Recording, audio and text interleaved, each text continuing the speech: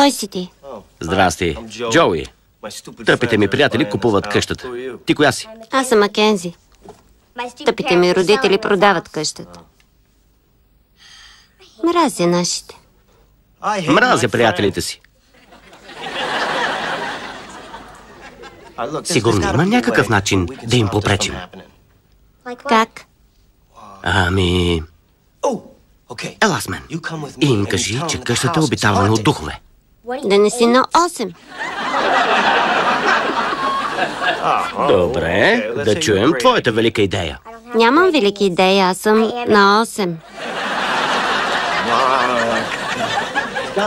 Трябва да измислим нещо. Щом Моника и Чандлър дойдат тук, а Фиби е женена за Майк, оставаме само аз, Роз и Рейч. Разбираш ли? Всъщност не.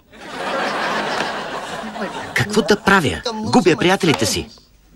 Нашите казват, че ще си намеря нови. Да, бе, лесно ти е на теб. Млада си, аз съм вече олегнал. Майка ми беше права. Който мрънка, на кухо дрънка. Искаш ли приятелите ти да са щастливи?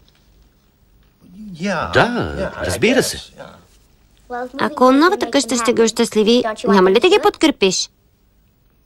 Да, може би. Тогава трябва да ги пуснеш.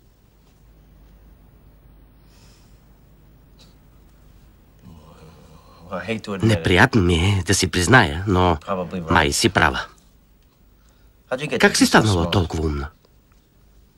Чета много.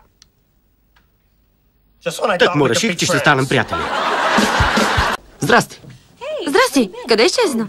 Просто оглеждах и съм на мнение, че къщата е страхотна. Наистина ли? Защо размисли? Момиченцето, което живее тук, промени изцяло отношението ми. Джоуи, тук е живяло момиченце, но е починало преди 30 години.